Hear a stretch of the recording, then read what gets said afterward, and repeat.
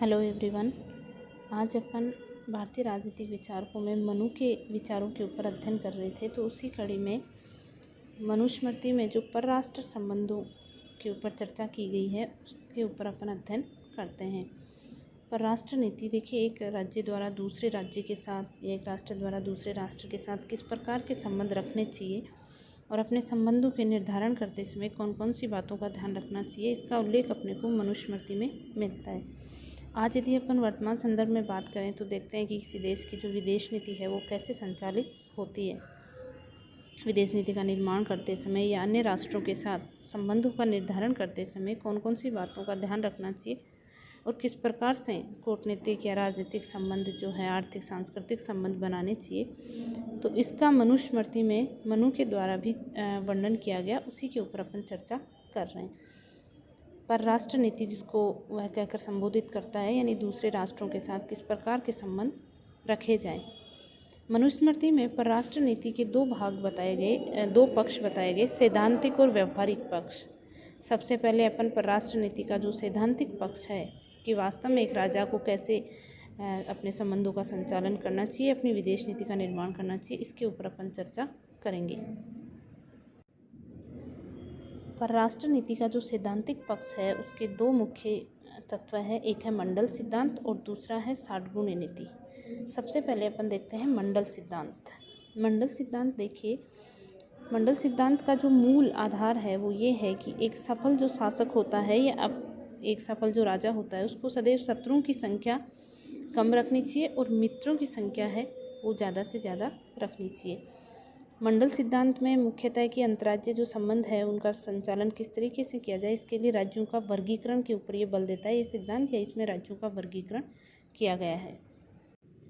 मनु ने देखिए ये जो मंडल सिद्धांत है या राज्य मंडल का जो एक तरीके से अपन इसको राष्ट्रमंडल कह सकते हैं, तो इसका सदस्य या किस तरीके से ये बनेगा, जो विजुक्षु राजा होता है उसको केंद्र माना। विजुक्षु राजा यानी विजय चाहने वाला या सफलता का इच्छुक, तो उसको विजुक्षु राजा माना गया और अन्य जो राज्य हैं उनकी गणना इस विजुक्षु राजा के संदर्भ में की गई।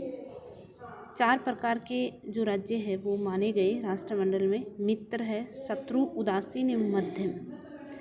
यानी मंडल सिद्धांत में का जो केंद्रस्थ है या केंद्र है वो माना गया विजुक्षु राजा को, और इस विजुक्षु राजा के अनुसार ही अन्य जो श्रेणियां हैं, अन्य राज्यों की श्रेणियां वो निर्धारित की गई और उसके लिए राष्ट्रमंडल में 4 प्रकार के राज्य माने गए। वो अपन देखते हैं, मित्र है, शत्रु, उदासीन एवं मध्यम।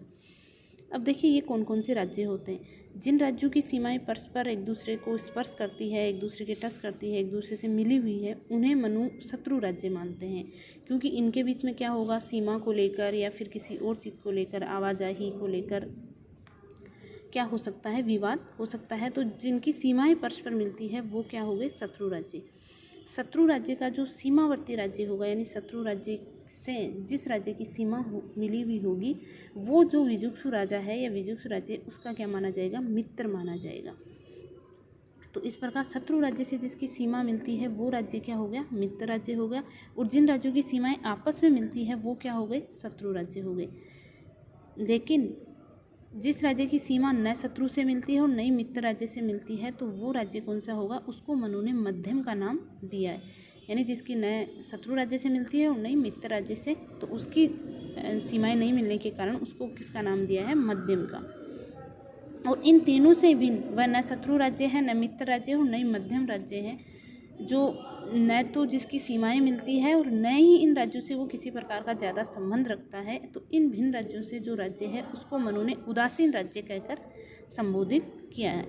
यानी तो ये जो 4 राज्य हैं, मित्र, शत्रु, उदासीन एवं मध्यम, ये जो राष्ट्रमंडल मनुस्मृति में जो राष्ट्रमंडल प्रतिपादित किया गया या राष्ट्रमंडल के बारे में जो चर्चा की गई, उसमें राष्ट्रों की सदस्य राष्ट्रों की कुल संख्या है वो कितनी मानी गई है, 12 मानी गई है। 12 में देखिए जो विजुक्षु राजा होगा उसके अग्रभाग का जो सीमावर्ती राज्य है वो क्या माना जाएगा, शत्रु राज्य। क्योंकि उसकी जो सीमा है वो विजुक्षु राज्य से मिल रही है। तो जैसा कि अपन ने देखा कि जिन राज्यों की सीमाएं परस्पर स्पर्श करती है, मिलती है, वो क्या हो गया, शत्रु। तो उसके बाद का जो राज्य है वो मित्र राज्य, उसके बाद का जो राज्य है वो क्या होगा, अरिमित्र, और उसके बाद वाला जो राज्य है वो क्या माना गया, अरिमित्र मित्र माने गए। यानी इसी प्रकार अपन देखते हैं ये अग्रभाग के थे। इसी प्रकार जो विजुक्षु राज्य का सीमावर्ती राज्य है पृष्ठभाग का पीछे का, तो वो भी उसको जो नाम दिया गया वो था पार्शियन ग्राह माना गया। और उसके बाद का जो राज्य है वो आक्रांत, और उसके बाद का पार्शियन ग्राहसार, और उसके बाद आक्रांतसार माने गए। तो इस प्रकार ये जो राज्यों की संख्या है, और इसके अलावा मध्यम और जो उदासीन राज्य हैं उनको भी राष्ट्रमंडल का सदस्य माना गया। तो यानी जो आगे के राज्य हैं वहाँ पर भी अरि शत्रु और अरि मित्र मित्र, और जो पीछे के पृष्ठभाग के जो सीमावर्ती राज्य हैं उनको पार्शियन ग्राह है, और उसके बाद जो मित्र राज्य है उसको आक्रांत नाम दिया गया।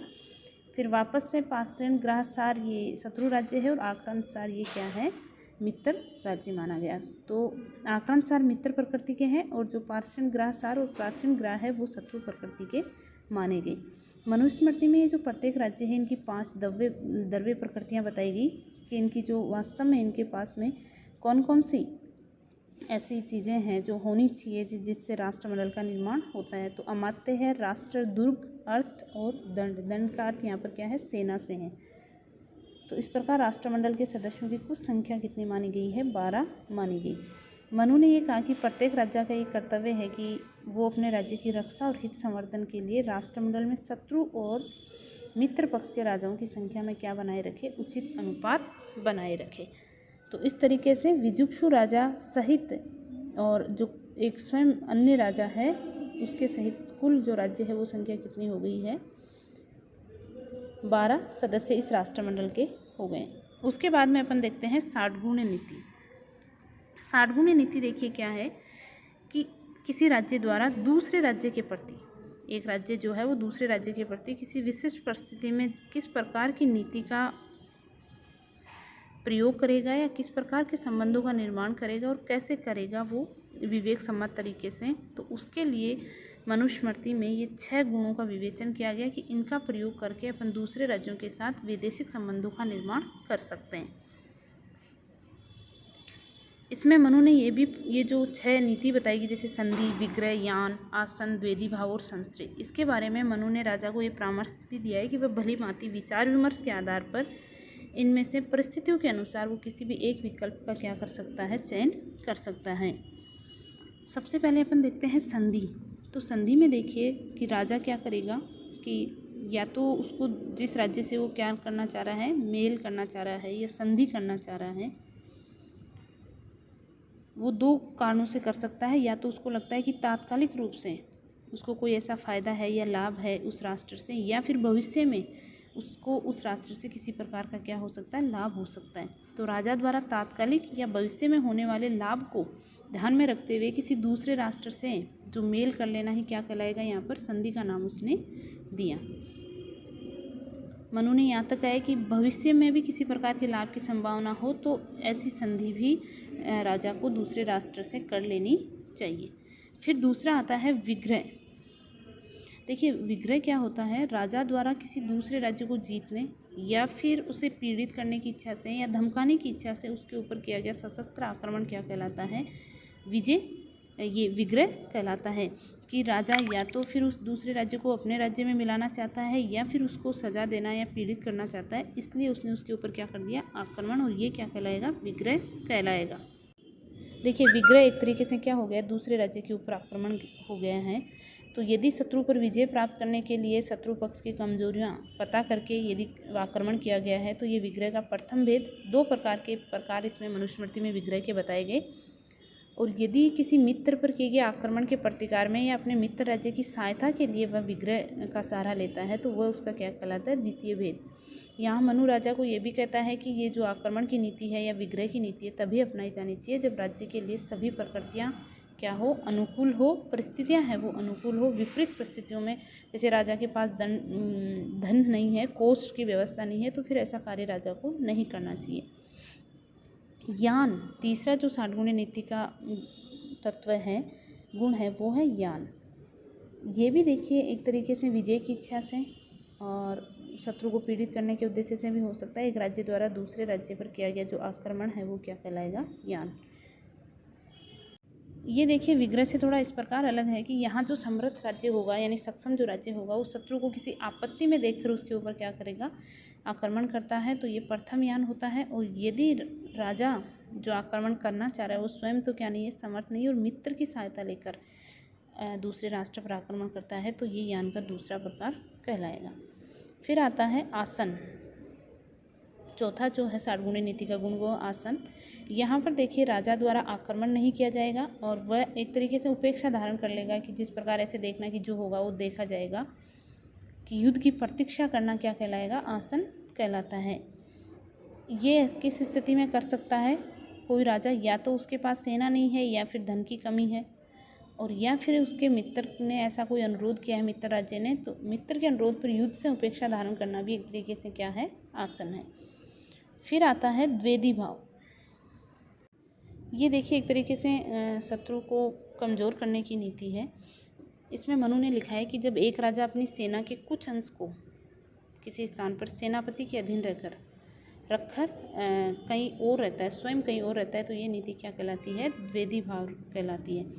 एक तरीके से यानी वह शत्रु को स्वयं से क्या अधिक शक्तिशाली समझे, या फिर उसको लगे कि उसके अपन इस तरीके से उसको बहला सकते हैं या इस तरीके की उसका ध्यान बांट सकते हैं, तो वह अपनी सेना को क्या कर सकता है, 2 भागों में बांट सकता है। तो सेनापति के अधीन सेना का जो कुछ भाग है वो शत्रु पक्ष की सेना को रोके रखने का काम करे, और बाकी सेना क्या करेगी, राजा के साथ सुरक्षित स्थान में रहते हुए मित्रों की सहायता से वो शक्ति का संचय करेंगे, और जब आवश्यकता पड़ेगी तब उसके ऊपर क्या करेंगे, आक्रमण करेंगे। परराष्ट्र नीति में 60 गुण नीति का जो अंतिम 6 नंबर का गुण है वो है संश्रय। ये होता है किसी दूसरे बलवान राजा से शरण प्राप्त करना, एक तरीके से आश्रय लेना, ये क्या कहलाएगा, संश्रय। यहाँ मनु ये कहता है कि यदि द्वेदी भाव के माध्यम से भी राजा आत्मरक्षा करने में समर्थ नहीं होते तो फिर राजा को क्या लेना चाहिए, संश्रय का सहारा लेना चाहिए। इस प्रकार मनु ने परराष्ट्र नीति का सैद्धांतिक विवेचन किया। उसके बाद में अपन देखते हैं परराष्ट्र नीति का व्यवहारिक स्वरूप, कि दूसरे राष्ट्रों के साथ व्यवहार में किस प्रकार संबंध बनाए जाएं। सबसे पहले मनुस्मृति में जो लिखा गया है वो है दूत व्यवस्था के बारे में। दूत व्यवस्था को परराष्ट्र संबंधों के संचालन के लिए महत्वपूर्ण माना गया।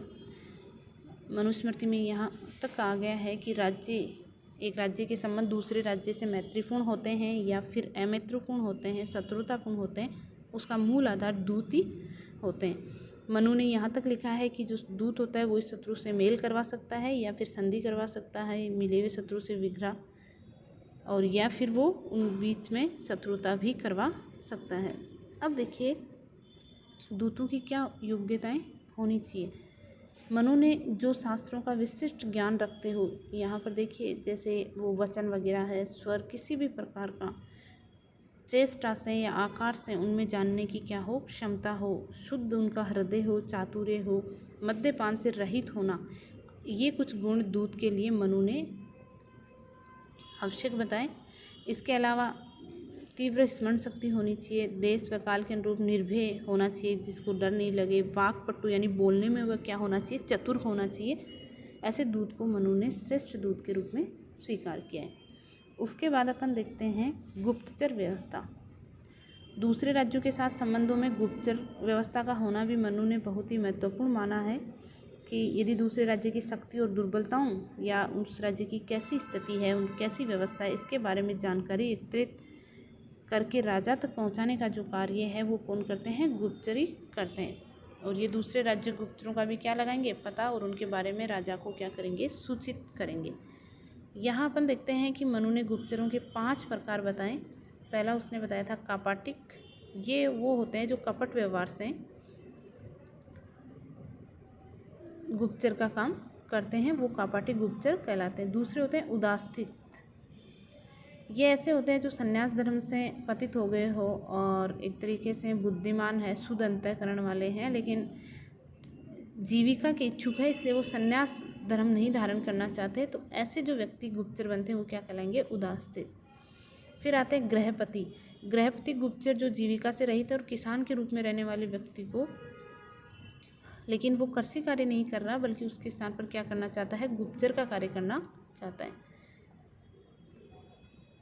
फिर व्यापारी, चौथा जो गुप्तचर बताया वो बताया व्यापारी। तो व्यापारी के रूप में रहने वाले जो जीविका रहित व्यक्ति होते हैं वो भी व्यापारी गुप्तचर माने गए।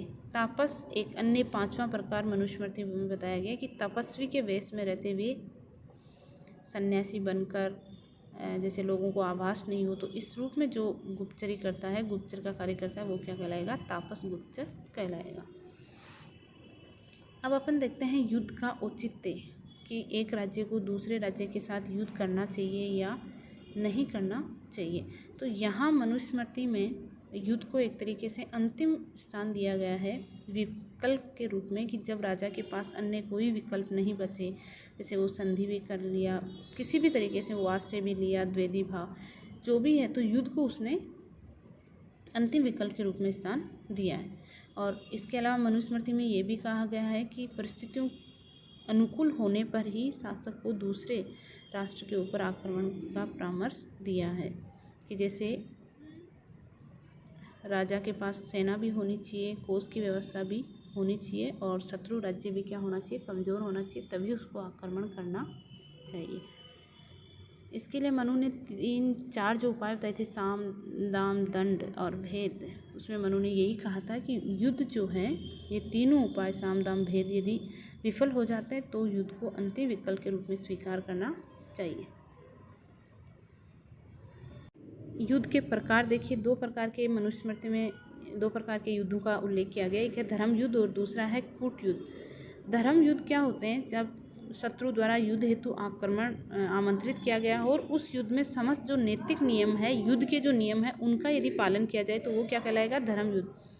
जैसे सोए व्यक्ति को नहीं मारना, या किसी व्यक्ति के पास हथियार नहीं है तो ऐसे व्यक्ति को नहीं मारना है, ऐसे निकुल से युद्ध नहीं किया जाए, शरणागत जो योद्धा होते हैं, शरण मांग ली है जिन्होंने, उनके ऊपर प्रहार नहीं किया जाए, ऐसा करते हुए यदि कोई युद्ध किया जाता है तो वो क्या कहलाएगा? धर्म युद्ध।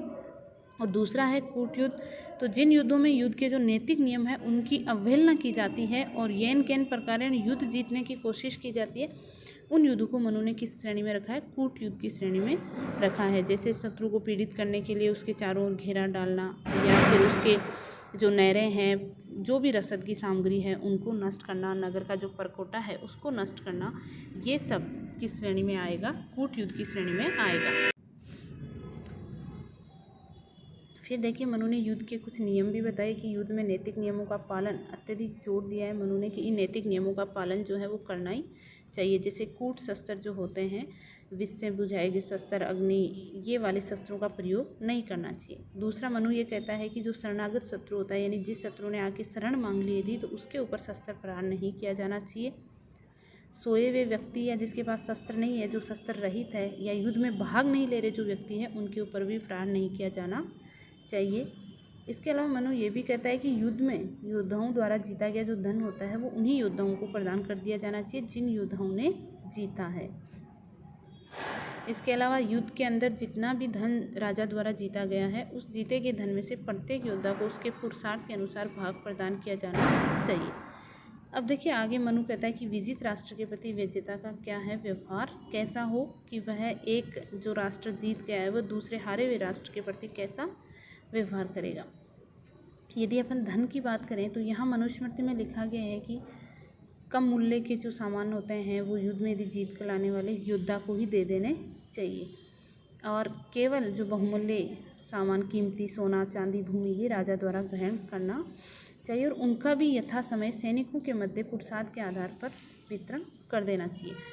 विजित राष्ट्र जो है उस पर यदि राजा अपना स्थायी शासन रखना चाहता है तो वहाँ के व्यक्तियों के प्रति, जो जिस राजा ने विजय प्राप्त की है, उसको उदारता और सहिष्णुता का व्यवहार करना चाहिए, ताकि वे जो वहाँ के साथ नागरिक है वो उसके कार्यों में, शासन कार्यों में क्या करें? सहयोग करें।